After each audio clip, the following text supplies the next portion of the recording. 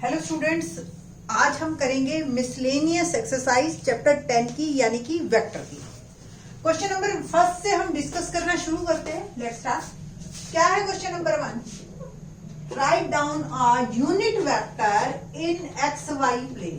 Unit vector in X Y plane making an angle of 30 degree with the positive direction of X axis.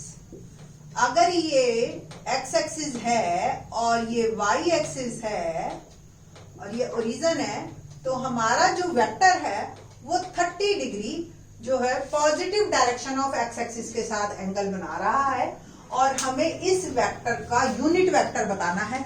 Unit vector मतलब direction बतानी। देखिए, दो तरीके हैं सोचने के। अगर ये एक्स प्लेन है, एक्स एक्सिस है, ये वाई एक्सिस है और 3D में हम बात करें तो ये मेरा जेड एक्सिस है, ठीक है। और अगर एक्स एक्सिस के साथ 30 डिग्री बना रहा है तो डायरेक्शन कोसाइन ऑफ वेक्टर, ये जो हमारा वेक्टर गिवन है, नाम मैं दे देती हूं ओपी। ओके, तो क्या होगा एक्स एक्सिस के साथ कॉस 30 डिग्री, ठीक है, एक्स एक्सिस के साथ। वाई एक्सिस के साथ क्या एंगल बनाएगा? अगर ये 30 डिग्री इसके साथ बना रहा है तो वाई एक्सिस के साथ 60 डिग्री, तो cos 60 डिग्री। cos 30 की वैल्यू √3/2 होती है। y एक्सिस के साथ cos 60 की वैल्यू 1/2 होती है। और z एक्सिस, अब आप खुद सोचिए कि ये वेक्टर है, z एक्सिस ऐसे है तो डेफिनेटली ये एंगल क्या बनाएगा? cos 90, that is 0। So my given vector, required vector given क्या बना? √3/2i plus 1/2j plus 0k, ये बना। अदरवाइज आपको भी पता है X Y plane, X Y plane तो हम 10th क्लास 9th क्लास से पढ़ते आ रहे हैं। जेड कोऑर्डिनेट होता ही नहीं एक्स वाई प्लेन में, तो वो वैसे ही डायरेक्ट 0 आप लिख सकते हो। और बिल्कुल नॉर्मल क्वेश्चन बन गया कि अगर एक्स एक्सिस के साथ 30 डिग्री एंगल है तो वाई एक्सिस के साथ 60 है और फिर डायरेक्शन कोसाइन की वैल्यू, कॉस की वैल्यू। क्लियर? तो ये आपकी इक्वेशन है। अब आप इसको चेक कर सकते हो। ये अभी मेरा वेक्टर आया है ओपी, क्या ये यूनिट वेक्टर है? Let it be check. क्या होता है यूनिट वेक्टर में? जो आपके ये LMN है, यानी कि इसका मैग्नीट्यूड ये जो है आपका 1 होना चाहिए। और कोई भी, मैं आपको बता दूं, अगर कोई भी आपको वेक्टर दे रखा है उसके मैग्नीट्यूड का फॉर्मूला क्या होता है? फॉर्मूला होता है मैग्नीट्यूड का √x² + y² + z²। ठीक है, तो यहाँ पे what about x? √3/2 whole square 1/2 plus 0। ठीक है, या आप इसको डायरेक्ट भी कह सकते थे L² + m² + n² = 1 आ जाए तो भी ये जो है आपका वेक्टर जो है 0², तो भी ये यूनिट वेक्टर। तो ये क्या आ गया? √3/4 प्लस 1/4, 4/4 और ये हो गया 1। ठीक है जी, तो इसका यूनिट वेक्टर है ये ऑलरेडी, क्योंकि हमने पहले से ही कोसाइंस लिए हैं, हमने रेशियोज पे बात नहीं की है। ठीक है, तो होप सो ये क्वेश्चन इजी था, अंडरस्टैंडिंग के लिए बनाया है कि स्टूडेंट को ये क्लियर होना चाहिए कि एक्स वाई प्लेन में जेड कोऑर्डिनेट 0 होता है और यूनिट वेक्टर में आपके एंगल्स किस तरीके से चलते हैं। ठीक है जी, क्वेश्चन नंबर 2 देखते हैं। शुरू में मिसलेनियस में तो एक्चुअली कंसेप्ट बेस्ड क्वेश्चन ज्यादा आते हैं कि बच्चे को जो है इकट्ठा क्वेश्चन समझ आया है या नहीं आया है। तो सेकंड है, find the scalar component and magnitude of the vector joining the points P। अब कोई भी आपको पॉइंट्स दे रखे हों, यहाँ पे गिवन है P और Q, x2, y2, z2। देखिए, अगर आपको दिखाई देंगे तो ऐसे दिखाई देंगे PQ। ये आप 3D में समझिए थोड़ा सा इसको। ठीक है, हमें PQ वेक्टर बताना है। ठीक, according to vector law of addition ये PQ वेक्टर है, तो ये जो आपका है ये OQ माइनस OP, या आप इसमें position vector of Q minus position vector of P ऐसे भी लिख सकते हैं। ठीक है जी, तो OQ O यहाँ पे ओरिजिन है और ये आपका जैसे x1 y1 z1 और ये x2 y2 z2। Simple simple. तो इसका और इसका पोजीशन वेक्टर क्या बनेगा, x2 minus 0, y2 minus 0, z2 minus 0, है ना। तो x2i plus y2j plus z2k minus OP once again x1i plus y1j plus z1k। तो कुल मिला के मेरा बना x2 minus x1i plus y2 minus y1j plus z2 minus z1k। और अगर इसका मैग्नीट्यूड कहा गया तो अभी मैंने फॉर्मूला बताया है, जो भी x का कोफिशिएंट है उसका होल स्क्वायर, या i का, या जो भी आपके i j k की फॉर्म में है तो i j k के जो कंपोनेंट्स है वो ले लीजिए। तो ये आपका मैग्नीट्यूड है, ये आपकी वेक्टर फॉर्म है, और स्केलर कंपोनेंट क्या है, x2 minus x1, y2 minus y1, z2 minus z। आपको ये सारी फॉर्म्स क्लियर होनी चाहिए ताकि आपको कोई कंफ्यूजन ना रहे समझने में और समझाने में, ठीक है। तो आगे से अब इतना लंबा प्रोसीजर करने की जरूरत नहीं है। सपोज आपको P पॉइंट दे दिया हमने 1 माइनस 1 2, Q पॉइंट दे दिया 1 2 3, और आपसे कहा गया एक वेक्टर बनाओ PQ, तो Q माइनस P सिंपल चलेगा आपका, ठीक है। तो 0i प्लस 3j प्लस 3 में से 2 गया k, ये सिंपल, ये आपका वेक्टर बनेगा PQ, Q minus P always, ये ध्यान रखना है आपने, ठीक है।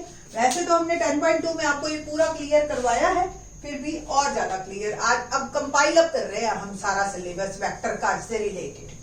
क्वेश्चन नंबर 3 देखते हैं।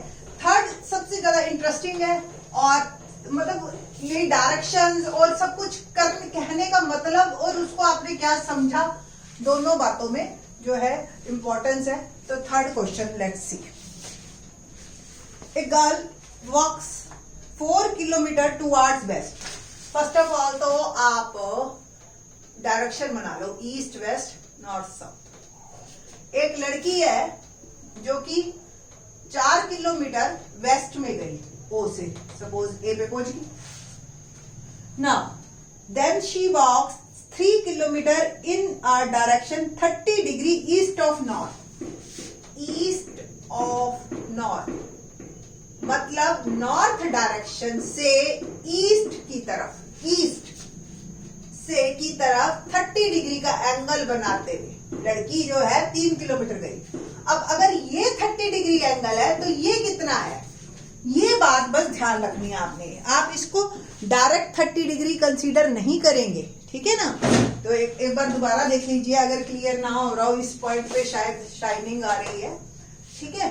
ये देखिए, ये वेस्ट, ये ईस्ट, ये नॉर्थ, ये साउथ। ईस्ट ऑफ नॉर्थ यानी कि नॉर्थ से ईस्ट की तरफ जाते हुए 30 डिग्री एंगल बना रही है, ठीक है जी। ये है लाइन का मतलब। अब ये 30 डिग्री है तो ये 60 डिग्री है।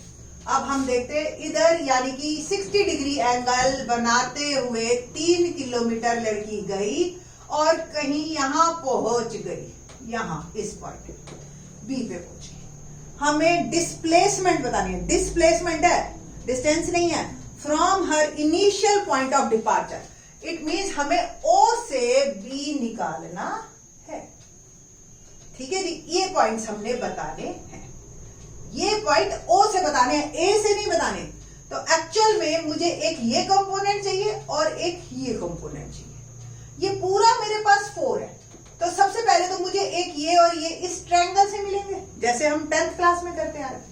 आप अगर ये ट्रायंगल देखो ABC दिखाई दे रही है, ट्रायंगल ABC, ये 3 किलोमीटर है, ये पूरा 4 है, तो ये मेरे को यूज नहीं होगा, ठीक है। तो question number 3, in triangle ABC, पहले आप पूरी डिटेल अगर लिखना चाहो, from O girl move 4 kilometre and reaches at A. From A, make 60 degree angle with the positive direction of x-axis. Move 3 kilometer and reaches at point B. ठीक है, पहले ये आप लिख लीजिए, कोई दिक्कत नहीं। ठीक है, बीसी मैंने परपेंडिकुलर डाला ए ऊपर।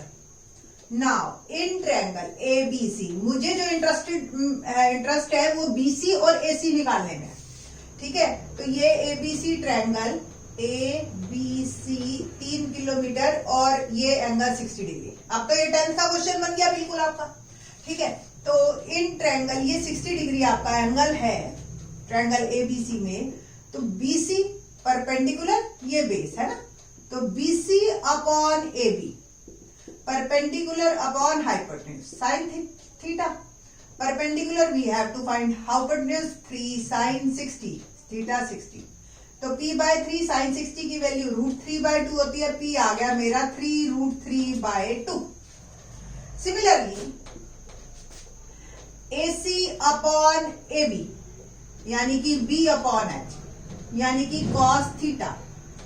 B हो गया आपके पास, we have to find, H 3 है ही, और cos 60। cos 60 की वैल्यू होती है 1/2, तो AC आ गया मेरा 3/2। ठीक ना, AC 3/2। हम तो एक्चुअली OC और BC में इंटरेस्टेड है।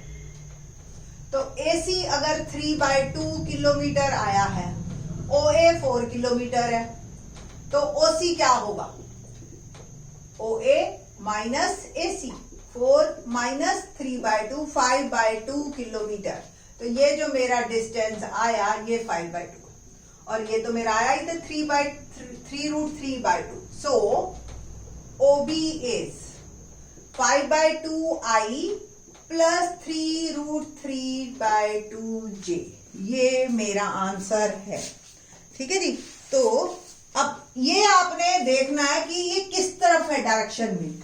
ये इस साइड में माइनस में है, तो आपने नेगेटिव की तरफ जाना है। आपने ये देखा ना, आपने वेस्ट की तरफ है। ठीक है, इस बात का भी ध्यान रखना है आपने। या आप इसमें ऐसे भी लिख सकते थे कि वो वेस्ट की तरफ 4 किलोमीटर मूव किया है, तो -4, यहां पे आप -4 भी लिख सकते हैं, और ये फिर पॉजिटिव हो जाएगा, और अल्टीमेटली -5/2।